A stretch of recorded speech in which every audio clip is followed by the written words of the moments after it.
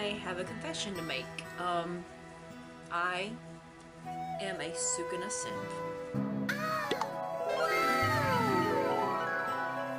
That's right. I love the problematic, psychotic characters, and I will never stop. I've always simped for the most powerful characters who usually are rich, and that way I know that they can take care of me financially. Not necessarily emotionally, but to be fair, when they're mean to me, that's like my favorite part. So when I see Sukuna cosplayers, I love it.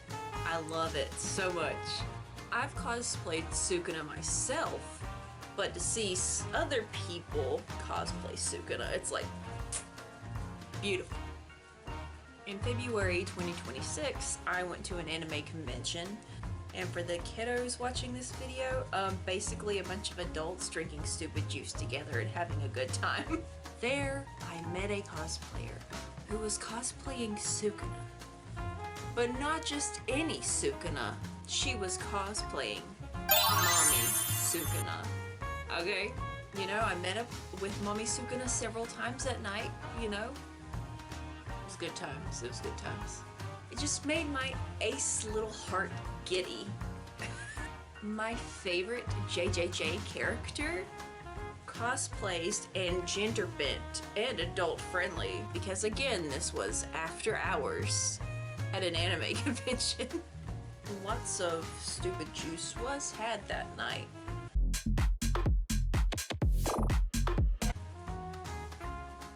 And now, anytime that I see a gender bent Sukuna cosplayer, if they're, you know, obviously an adult, I affectionately refer to them as Mommy Sukuna. Back in May of 2026, I saw another Mommy Sukuna cosplayer. And after about the 400th time that I've gushed about her, my friend finally just turns to me and goes, "Why don't you just cosplay Mommy Sukuna?" And you know what? She's absolutely right. You know, I spent a considerable amount of time thinking about it. And you know, I did spend a considerable amount of time considering it and thinking about it, you know. I already have a Sukuna cosplay. All I would really have to do is hike up the ladies, get a long wig, put on some glam makeup, and bam, Mommy Sukuna, right? Wrong. When I was looking up wigs for this cosplay, I went down a wig rabbit hole, okay? It went from Sukuna wigs to female Sukuna wigs to long pink wigs, because you know I don't have enough of those already. Pictures of Sukuna from the anime. Oh my gosh, what if I did a duotone wig? And the more and more that I was looking at wigs, I was wondering to myself, what would Sukuna really look like as a badass femme fatale? Well, he lived in the Hayden era, so I would imagine it would be something along those lines, right?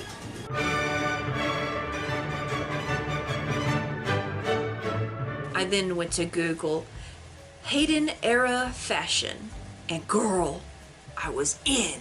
I was completely convinced in my cosplay perfectionist soul that I wanted to be Hayden era accurate Mommy Sukuna cosplay, because obviously I love pain.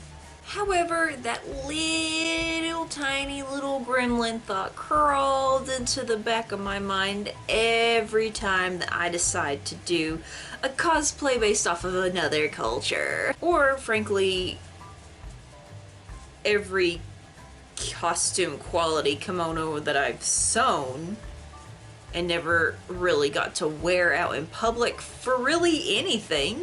And because of this goblin little thought that nestles in the back of my brain every time I think about doing anything like that in public, and like every time I consider wearing those kimono out into the public, or to a convention at least, that little goblin thought crawls into the back of my brain, and do you know what it says? Is this cultural appropriation? Is this disrespectful to the culture I'm referencing? And as a woman, I obviously was a little confused at exactly what cultural appropriation was, you know? I had always heard through the grapevines of the internet that the Japanese love when you wear their kimono. But where is the line drawn? I'm sure if you're watching this video, you are also a cosplayer, and you've probably also had similar thoughts about what exactly would be culture appropriation versus appreciation. It would be all too easy to cross that line, especially if you're just starting out. I mean, I was always a little confused, so I'm sure baby cosplayers might not know either. And if they don't know, then they might make a mistake that'll cause them to wake up in the middle of the night 20 years later, making their skin crawl at the very thought of the cringe that they did and the wrongs that they have done. Just me? Oh, okay, well, cool. So I thought I would just kind of make this video, teaching myself and possibly other people on what exactly cultural appropriation is and how to best avoid it. Mind you, this is from my perspective. I'm a cis white woman, and I might say something that doesn't exactly align with what your perspective is. So by all means, don't take this video as a complete reference to what a cultural appropriation is. Feel free to do your own research, and also comment below if you want to educate or correct me on something. I would love the feedback. And if I say something that does not make sense or does not translate well, doing your own research might benefit you, because my brain operates at a, I want to say, 36th dimension level, while everybody else is on the fourth dimension, and that's not a compliment on me, I promise you.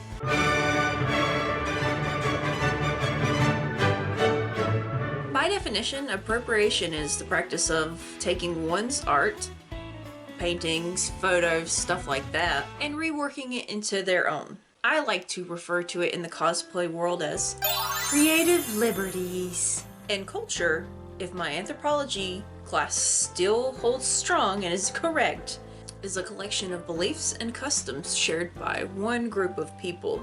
Times and places often feed into what the customs and the beliefs are for each culture.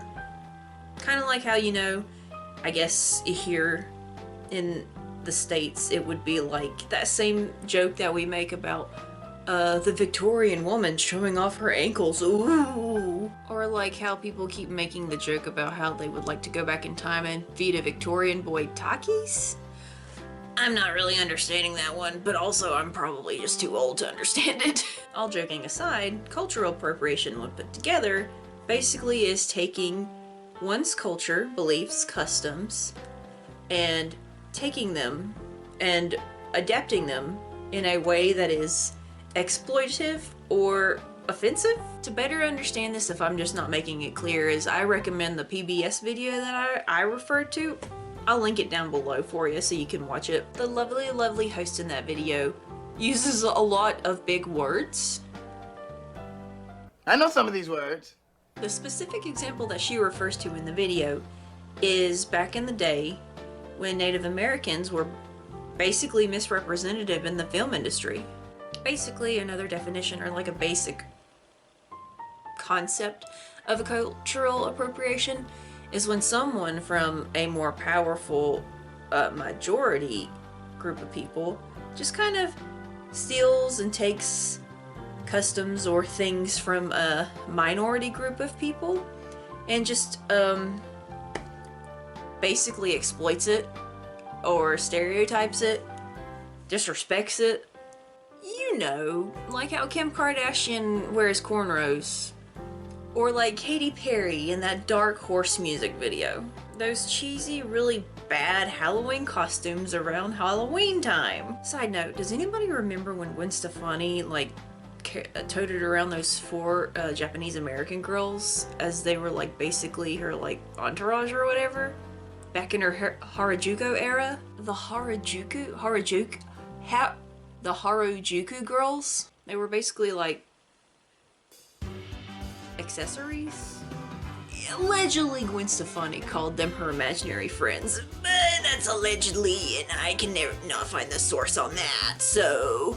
Listen, we've all had a moment of weakness. I was budding into my anime adventure at a very young age, and I was also a very closeted anime nerd. So I basically was obsessed with anything and everything that I could grapple with that was like Japanese themed or like Japanese culture. I still have that Harajuku purse, and I actually switched out to it recently. Hang on a second. This is the purse that is almost 20 years old.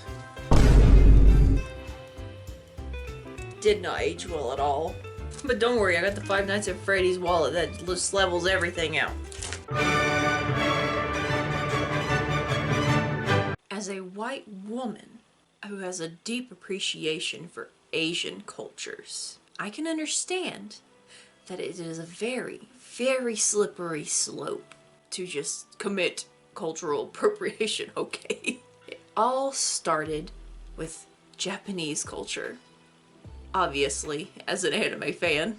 And over the 20 years, I've been gradually feeding my Japanese admiration, appreciation, but it hit a hard thump into geisha culture. I love geisha. I love everything about them. I love the beauty of it, really. Memoirs of a Geisha is my favorite movie.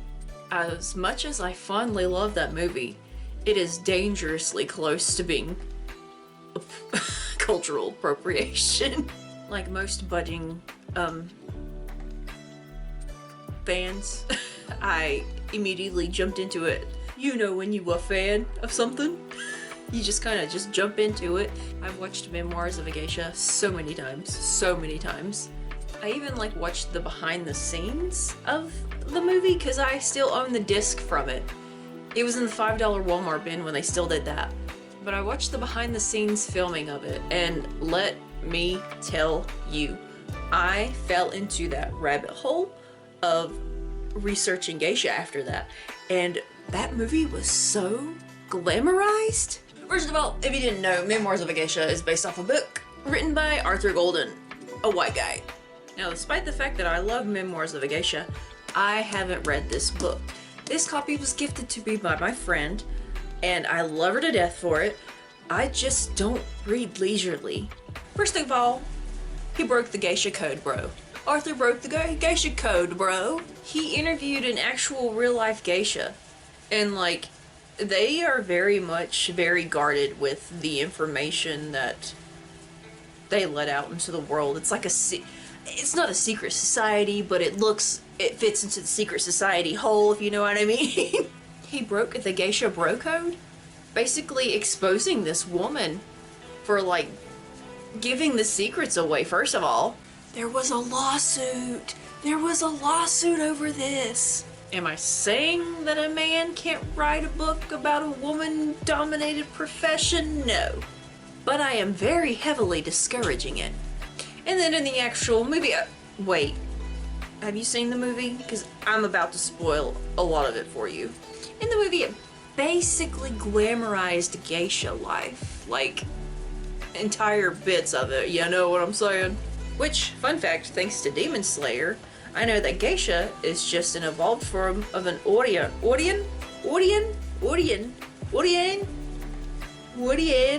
My knowledge of the Japanese culture is ever evolving thanks to anime.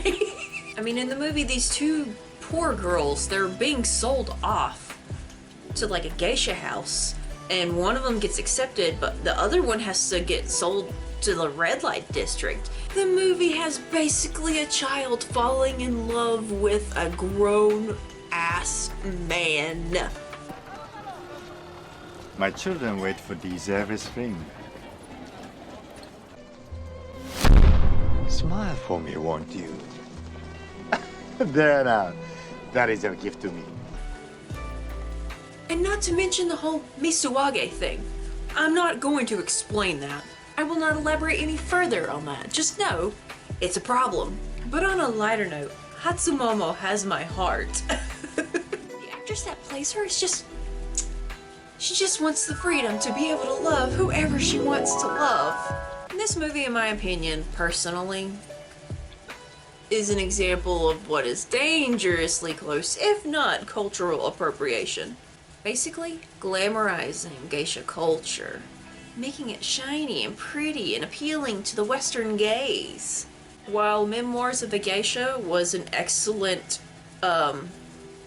reference point to draw from, it was not accurate or helpful in helping me shape what an actual geisha was. Or even like the role that geisha served in early Japan culture. I would say a good example of like exploiting the geisha culture as far as the movie goes is when I watched the behind the scenes features of the DVD, they specifically said where they had to change the hairstyles up a little bit to make it more appealing.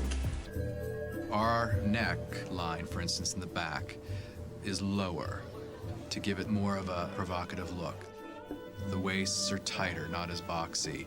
The eyes were bigger, darker, the lips were fuller.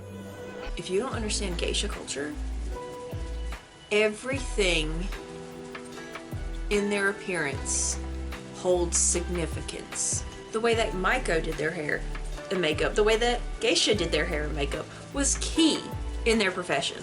Everything down to their hairstyle, their eyeshadow, their lipstick, their makeup.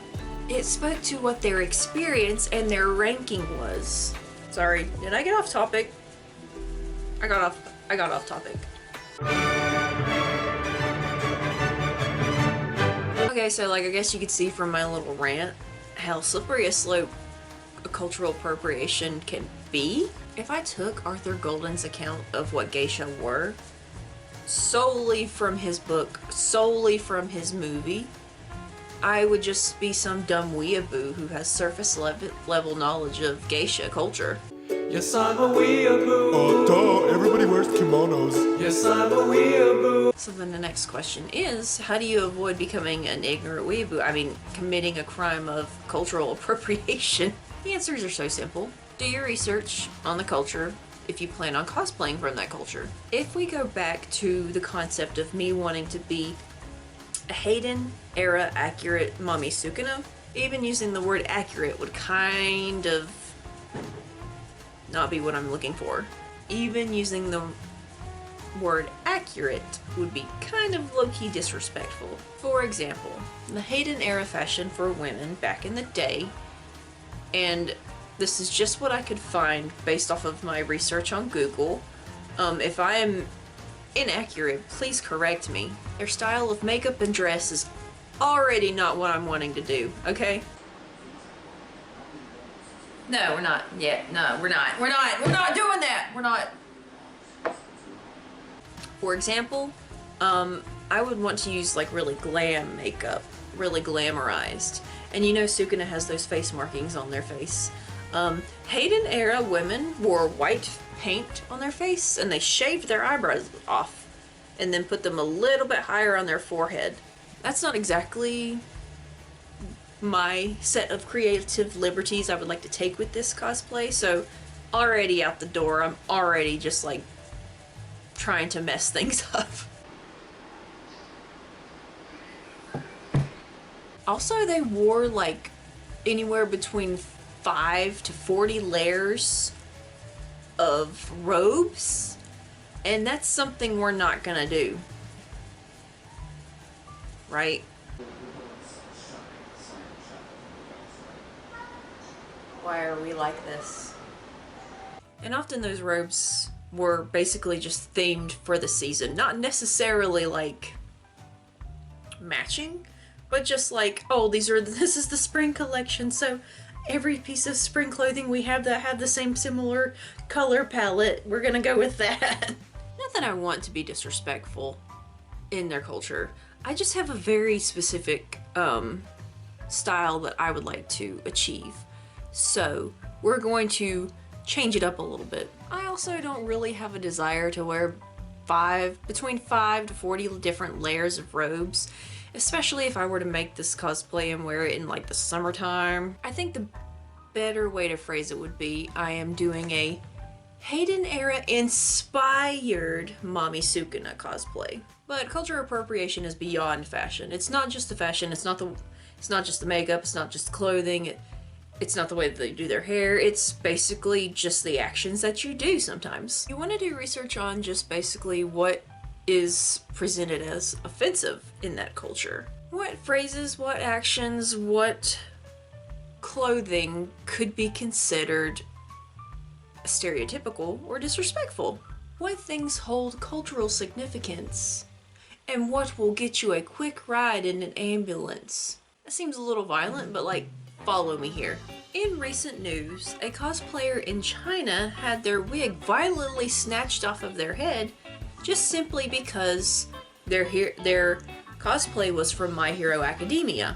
At first you might be thinking, oh my goodness, those people over there, they just don't have a tolerance for cosplayers. They might think it's nonsense and blah blah blah blah blah blah blah. Shh. Shh. Quiet. Quiet. If you were curious like me and you did a little bit of research and read a couple articles, it was like, why did this happen? My Hero Academia is banned in China, all because of the character's name, okay? The manga had a character that was named, the villain name was Daruma Yujiko. That's what my notes say. I think because of the backlash, they eventually changed it, but his name was basically the same name as an actual person in real life. Let me explain. I'll put the link to the article I read down below, by the way. So basically, the name was very similar to a person in real life, in real history, that committed actual war crimes against the Chinese people. While it doesn't completely relate to the topic of cultural appropriation, I think it is a very good example as to why it would be important for you to do some basic research on the cosplays from cultures that you're pulling from. And I actually didn't know that about My Hero Academia, which kind of sort of keeps it problematic to me a little bit. I like My Hero Academia, I really do. I just think it's gone off the rails a little bit, you know? And it goes without saying that I don't need to remind everyone about the Hetalia years, right?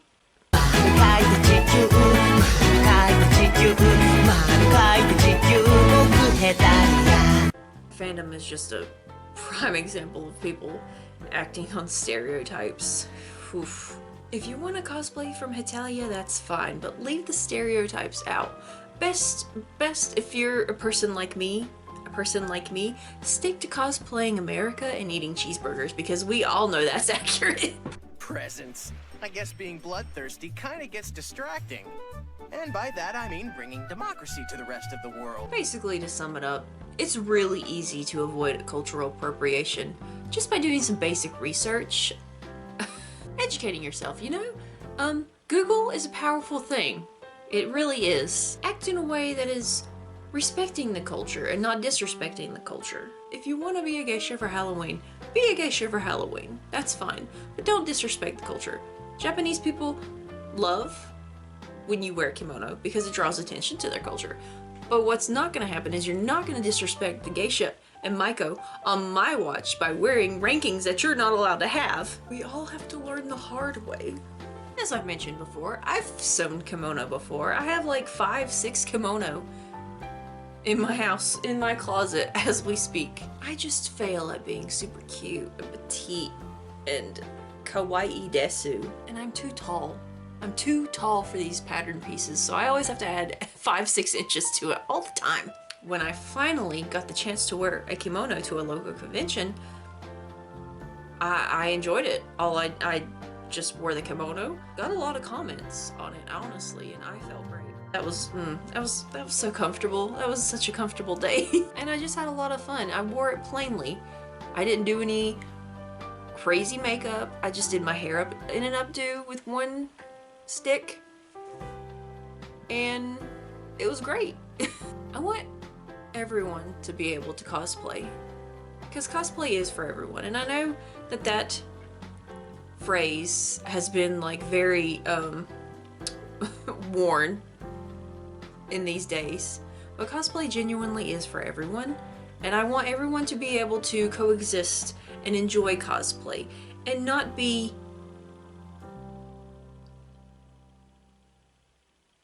a-holes about it. We can cosplay from a culture and respect it. We don't have to stereotype it. We just gotta stay respectful and mindful of the culture that we're cosplaying from. Very Timura, very mindful.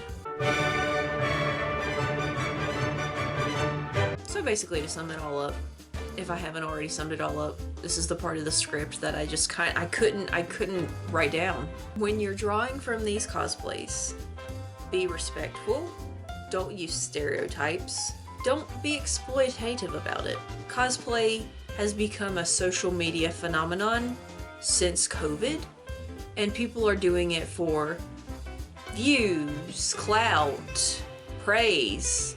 Well, hey, what do I know? I'm just a millennial cosplayer. So that's it for this video. This is a different type of format that I've been trying. Please tell me if you would like to see more videos like this. I have a lot of ideas of what I would like to do, and I'm thinking of making a video series called Hear Me Out. These are Hear Me Out videos for my favorite characters. Just basically character analysis of my favorites, which, as I've explained in this video, are all the problematic ones, right? So, I hope you enjoyed this video, and I will see you later.